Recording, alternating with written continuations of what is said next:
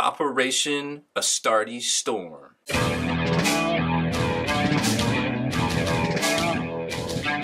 Spiky Bits.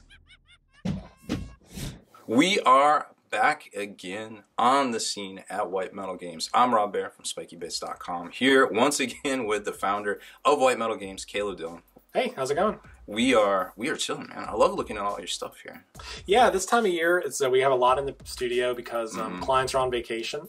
So what happens is projects get finished, and we haven't quite been able to ship them out yet because they're not at home. So this time of year, it's a really good time to stop in and see what we have going on. This is a desert-themed Space Marine army. I love it. The client is a veteran, and he wanted something that reminded him of his time. Obviously, he was overseas during the Desert Storm, Desert Shield conflicts. Oh, okay. So he wanted something that was kind of reminiscent of that. He designed the original color scheme himself and then asked us to improve upon it and smooth it over and give it our own personal touch. So this was a good example of clients that have started a project and couldn't finish it. And so we were able to step in, take it where he had worked on it, and then improve and give it our own spin, but also kind of fulfill the vision he had for the project. Now, that was actually something I was just going to mention. You were saying that, he had specific requirements, like he wanted a certain, OSL and a certain, desert color, like you were saying. Yeah, one of the things he wanted was he wanted the armor to be kind of a simpler color scheme. So it's basically a bone-colored kind of creamish armor. And we gave it a unique undershade pattern, which kind of helps to make it visually interesting. Certainly helps the line highlights to pop on the bigger stuff like the vehicles. Absolutely. He wanted some really bright contrast in terms of the OSL and the energy weapons. So the power swords and the plasma guns, all of those have a really nice bright purple pop to them. And then for the basing, he wanted kind of a warm, sun-drenched feel, as though like it was sunset. And so we worked in some orange inks into the basing material before we dry brushed, which really helps to offset the purple quite well. So the final result is a really clean, beautiful looking army that is essentially very matte colored. It's a simple color scheme, but I think it's really effective. Oh yeah, 100%. I mean, very rarely do you see the army where you see the basing first. Usually a basing is to help complement the colors.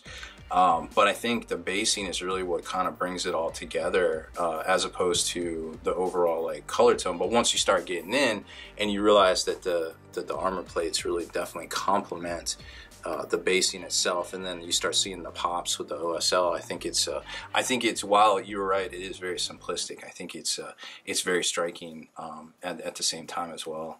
I think one of the mistakes that we had early in the beginning with desert basing was that we assumed that sand was enough, and the problem is that sand or deserts are rarely one color. If you actually look at a picture of a desert, the sand has lots of different colors and striations.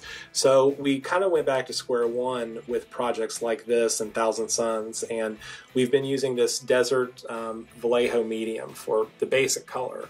And so we'll lay down something like a brown or a yellow, and then we'll lay the basing medium on top of that. And once that dries, we will stain it with various shades of inks, and we'll do it intermittently. So we'll stain some portions of the base more than others, and to kind of create a cracked earth like a depth or something. Yeah. And then we do a final dry brush to sort of make it all pop. And so the result of which is a very rich desert that is definitely not boring or uninteresting to look at. You throw in some scrub grass, and you're basically good to go. But yeah, it really pops, and especially on projects like Thousand Suns armies where the blue is very vibrant, this kind of orangish basing really brings out the contrasting colors. I think thinking about basing early in a project is definitely something that I encourage more hobbyists to do. The basing shouldn't take away; it should add to the project, if anything. It shouldn't steal the show from the model, but it should accent the models very well. I agree. Well, let's take a closer look at some of this OSL stuff. So now the scene has changed dramatically. Yeah, these are all of the energy weapons represented in the army, and also the lenses on the repulsor, of course. I honestly like the very what do you call that, dialed in fades up there. I think is just right, just the right level of effect. But definitely down here, like I was just kind of telling you, I noticed that there's a little bit of an overspray, obviously, because it's airbrushing. But the fact that it's there and it looks like the glow, it looks like it naturally is natural OSL, as well as the stuff coming out of the one of these Hellblaster guns. Yeah. I don't even know anymore. There's like 4 different varieties of that. I think glowing effects are not for everybody. One of the things that we've learned over the years is that not every client likes it the same way. So it's definitely a conversation we have early with clients about whether or not they want that look. Some people don't like that splatter effect where it kind of leans over onto the model. Some people definitely like it. So it's kind of a case-by-case basis. We were fortunate in this project, and the client liked it quite a bit. So this is a cold OSL. It's not warm. No. So the nice thing about that is that it contrasts quite well with the warmness of the armor. We considered a couple different purples, but ultimately we went with a colder version of it. I think if you had gone with the warmer, it would have been too much. There wouldn't have been that differential between it all. And I think also the color of the kind of like the brass trim and stuff like that really contrasts well with the cold as well. Yeah, this is very, very striking, and I think it kind of hits in all the right spots right there. I think people really get used to seeing blue plasma effects, but or green. Yeah. But I think that when you get out of that mentality and you start applying different colors, purples, yellow, even just like other shades of colors, like a different shade of blue, a different shade of green, like mint green or something, you can really kind of bring out another aspect of the army and make it really pop. Because the first thing you see when you look at these guys is the purple. And then the rest of the army just kind of gels with it really well. So another cool thing about the repulsor, besides this neat glowing bits up there, is this thing's like easy to magnetize, right?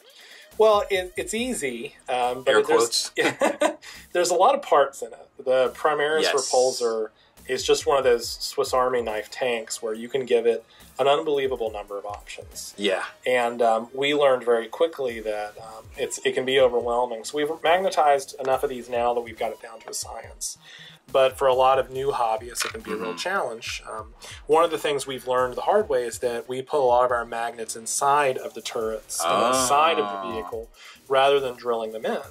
And the advantage of that is that you don't have any scarring or anything like that. So if you pull these parts off, like let's say you don't want these options, it still looks great.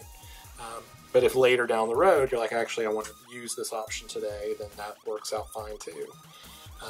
It also helps with modularity. So like, for example, if you want to store this thing and you don't want these parts to break off, a lot of these parts just lift away. So storing it in a case is a lot easier. Oh yeah, because let me tell you what, something that's like 3 inches or 4 inches tall, the difference between the two, it might as well be like 10 inches when it comes to storing stuff in a case. Yeah, I agree. I think anytime you have a vehicle like this, it really behooves you to spend the extra money and magnetize all the little doodads and all that sort of stuff. Well, not only that, but if future-proofs it with all the like rules changes and additions. That's like true. you almost might as well. It almost must just be all right. Let me buy a pack of magnets, and obviously plug for Magnet Baer, and that guy's like changing the hobby world out there. But man, let me tell you what, like just magnetize your stuff. Yeah, so absolutely. much easier. I think when it comes to something like this that has a finite number of options, it's great. I think with your figures and your models, you have to kind of pick which direction you want to go. There's no reason to magnetize 50 options on a model just because the kit comes with it. You should really magnetize it if it's something you think you're going to use. So one of the things that we do is we make sure that our magnets always face the same polarity. And that means that down the road, if you want to add extra options, we can comfortably say that the option will slot into the right portion. So let's say, for example, someone does a knight down the road, and then GW adds extra options for the knight kit. We can comfortably say that we can magnetize the new parts to match the polarity of the old model, because the host point is always the exact same every way we do it. So models that magnetize for one client magnetize the same way for the next client, and vice versa. So that's really helpful in that if you want to expand your collection, or if the meta changes and you want to add new options to your models down the road, we build those options and we magnetize it with the same polarity, and then you can just literally plop it right on.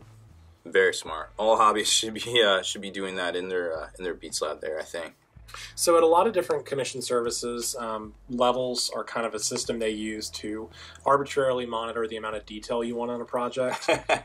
Time equals money? Time equals money. All right, fair enough. So this is our Electrum level, which is our Tabletop Plus level. Now, I've gotten some stuff done by you at Electrum, and Most of the stuff I was we do pretty happy. Yeah, it's essentially like a really consummate hobby level.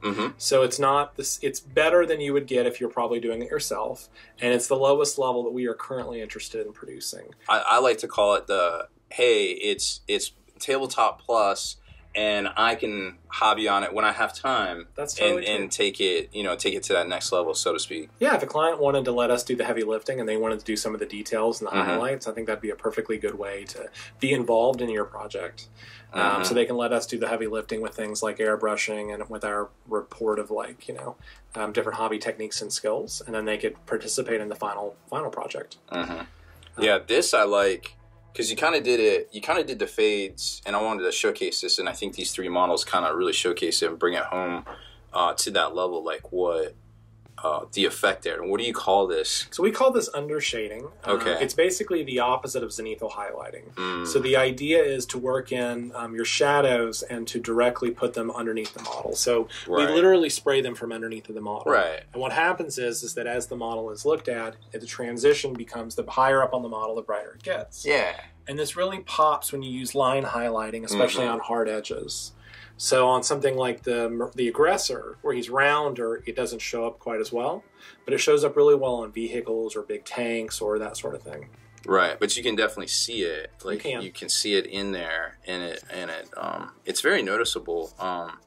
I suppose you could put a glaze or something on it to kind of make it a little bit more poppy. But again, time equals money and such. I think for us, we're going for, our studio focuses on a pretty naturalistic way of highlighting, so that the end result should be that the models look natural and the transitions are seamless. Yep. Even at low levels, that's really what we're going for. No, I think it looks great. The biggest difference with higher levels models with us is that the details get better. Like, we focus more on the details of the model, but we lay in the base colors pretty much the same way at every level. Yeah, no, I think it definitely shows, and I really like this project here in these colors. I think they're very poppy and very neat. So this is definitely the type of stuff that you can get out of White Metal Games here. They have obviously they've worked on a few models, so we don't keep track of the models, we just keep track of the project. But we do quite a bit. Yeah, so if you got some ideas or you want something poppy, so to speak, that seems to be the word of the day here, make sure you hit them up over at whitemetalgames.com.